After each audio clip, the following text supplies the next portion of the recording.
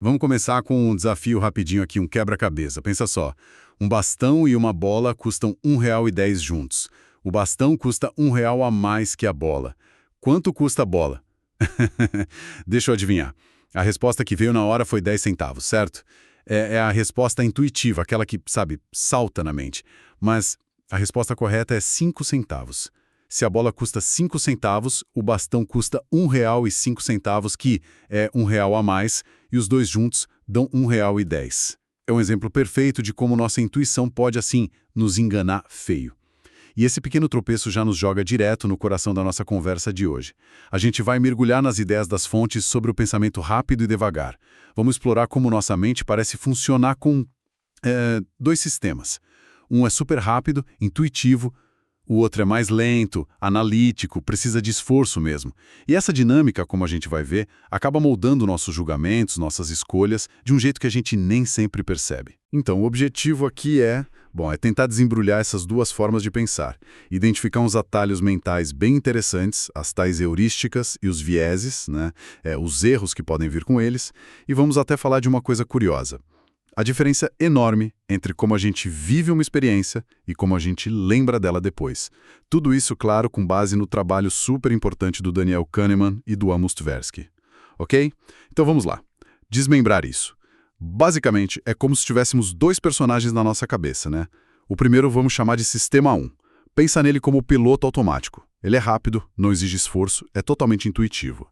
É o Sistema 1 que reconhece na hora uma cara de zangado, que entende uma frase simples, tipo bom dia, ou que até dirige o carro numa estrada vazia, depois que você já tem muita prática, claro.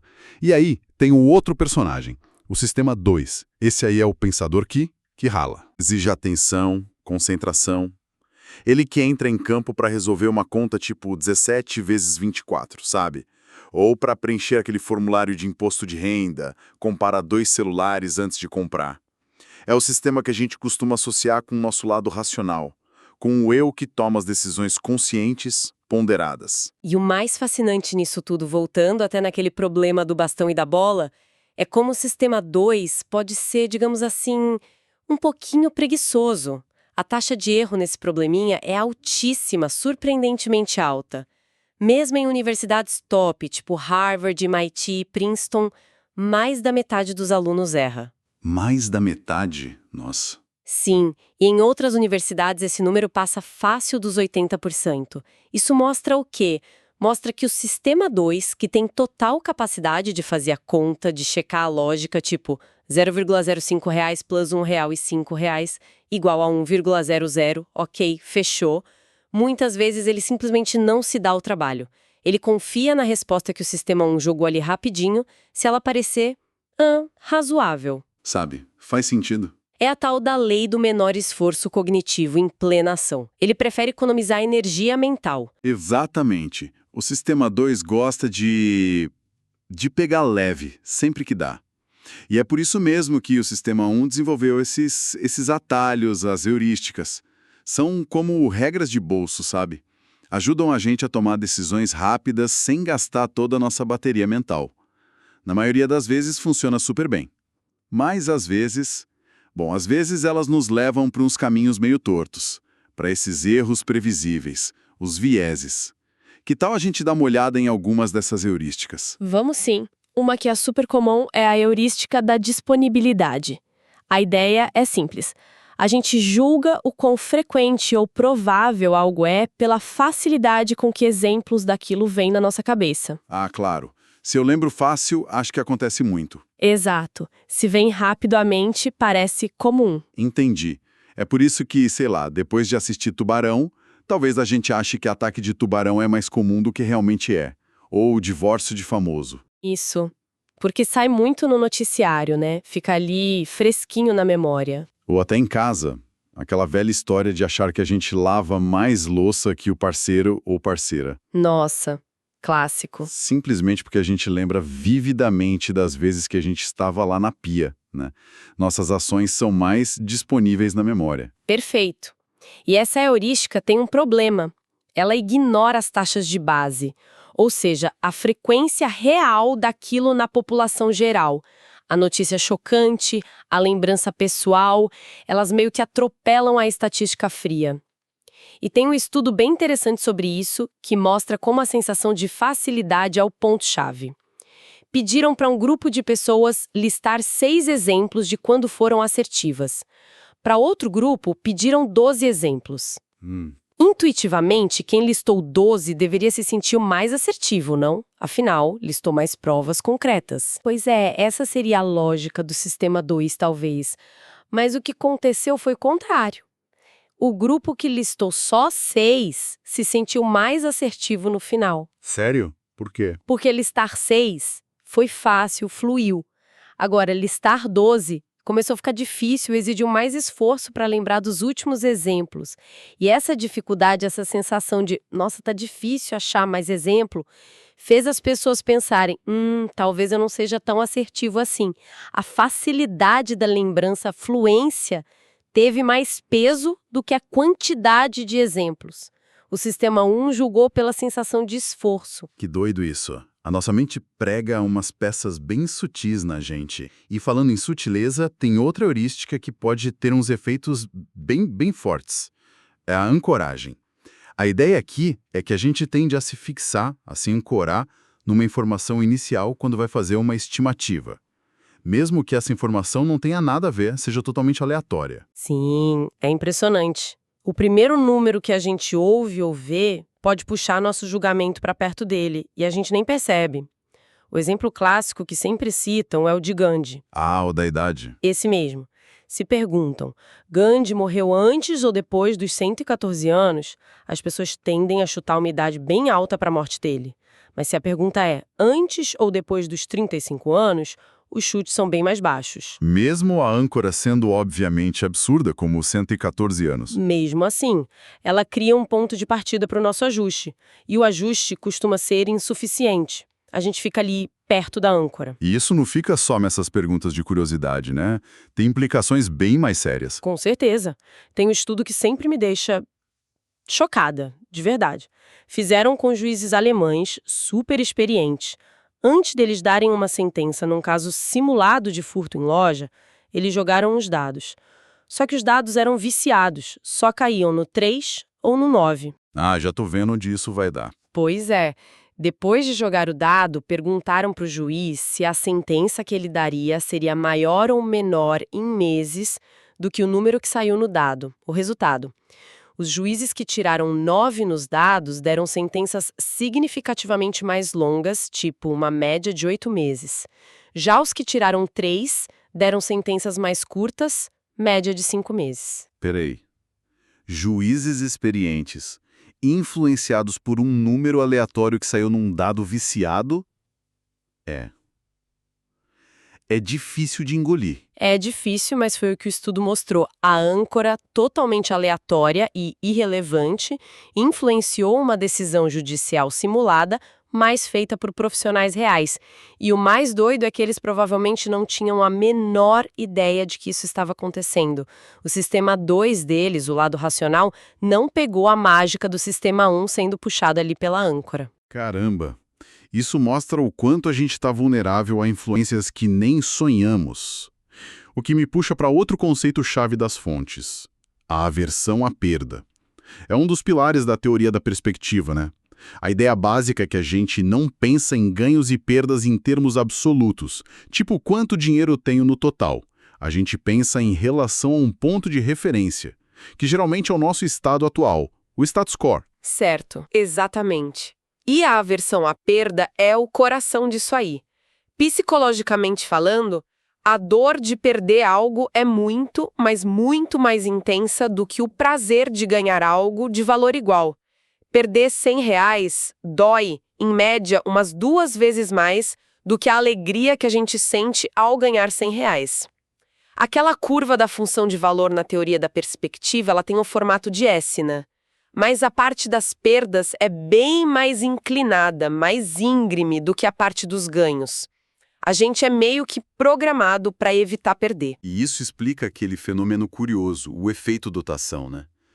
Aquela coisa de a gente valorizar mais uma coisa só porque ela é nossa. Lembra daquele exemplo do professor amigo do Thaler, professor Eide? Ah, o do vinho. Esse. Ele tinha umas garrafas de vinho na adega dele, não venderia por $100 de jeito nenhum. Mas se ele não tivesse a garrafa, também não pagaria mais de $35 por uma igualzinha. Como pode? É o efeito dotação em ação. Ou aquele experimento clássico das canecas. Sim, conta esse. Deram canecas de brinde para metade dos participantes de um estudo. Aí perguntaram para quem ganhou a caneca: por quanto você venderia? E perguntaram para quem não ganhou: quanto você pagaria por uma? O resultado foi consistente. Quem tinha caneca pedia, em média, o dobro do preço que quem não tinha estava disposto a pagar. O dobro. Só porque a caneca virou minha? Exatamente. A partir do momento que algo se torna seu, ele entra no seu ponto de referência. E abrir mão daquilo é visto como uma perda. E como a gente odeia perder? A gente cobra mais caro para compensar essa dor da perda. Faz todo sentido. Nossa percepção de valor é relativa. E tem uma outra distinção que as fontes trazem que também mexe com a nossa percepção. Mas dessa vez é sobre as nossas próprias experiências de vida. É a diferença entre o eu experiencial e o eu recordativo. Ah, essa é ótima. É uma ideia muito poderosa. Pensa assim: o eu experiencial é quem está vivendo o agora, momento a momento. É quem sente a dor de cabeça, o prazer de comer um chocolate, o tédio numa reunião. O eu que sente as coisas na pele, digamos. Isso. Já o eu recordativo, ele é tipo o nosso contador de histórias interno. Ele pega essa experiência bruta, vivida pelo eu experiencial, e transforma numa narrativa, numa memória que a gente guarda e acessa depois para contar para nós mesmos e para os outros como foi. E aí a pergunta é, qual desses eus está no comando quando a gente vai tomar decisões para o futuro? Parece que quem manda mais é o contador de histórias, o eu recordativo, né? Muitas vezes, sim. E ele tem umas regras bem particulares para contar essas histórias, umas regras meio esquisitas até. O experimento da mão na água gelada ilustra isso perfeitamente. Ah, isso é famoso. Como era mesmo? Os participantes tinham que colocar a mão em água bem gelada, tipo 14 graus Celsius, uma tortura. Eram duas condições. Uma era a versão curta, 60 segundos direto naquela água fria. A outra era a versão longa, os mesmos 60 segundos a 14 graus, só que depois tinha mais 30 segundos extras, onde a água esquentava um pouquinho e ia para uns 15 graus. Ainda era frio, mas dava um leve alívio no finalzinho. Ok, então a versão longa tem mais tempo total de dor. Logicamente, deveria ser a pior experiência. Mas qual eles escolheram repetir depois? Aí que está o ponto surpreendente. Cerca de 80% das pessoas escolheram repetir a experiência longa. A mais longa? Mas por quê? Por causa das regras do eu recordativo. Ele basicamente usa duas regras principais para avaliar uma experiência passada: a regra do pico-fim e a negligência com a duração. Ou seja, ele se lembra principalmente do momento de maior intensidade, o pico da dor nesse caso, e de como a experiência terminou, o fim. E ele ignora ou dá muito pouca importância para a duração total da experiência. Entendi. Como a experiência longa terminou com um momento um pouco menos doloroso, a memória geral que o eu recordativo criou foi menos aversiva, mesmo que o eu experiencial tenha sofrido por mais tempo no total. Exatamente. O final melhorou a história que o eu recordativo contou para si mesmo. E é essa história que guia a escolha futura. Ele basicamente decide qual memória ele prefere guardar. É como se a nossa memória fosse um editor de filme, bem seletivo, né? Corta as partes chatas e foca no clímax e no final. Isso me faz pensar naquela ideia da vida como uma narrativa. Porque o final de um filme, ou de uma ópera como La Traviata, que as fontes mencionam, pesa tanto na nossa avaliação geral da obra. Pois é. Ou aquele estudo sobre a vida de uma pessoa fictícia, a Jen. Dobrar a duração de uma vida feliz dela não mudava muito a avaliação que as pessoas faziam da felicidade total da vida dela. O eu recordativo foca nos momentos-chave, no pico e no fim. Exato. Ele não está somando os momentos de felicidade. Ele está construindo uma história coerente a partir dos pontos altos e do desfecho. E meio que ignora o resto, a duração. Então tá.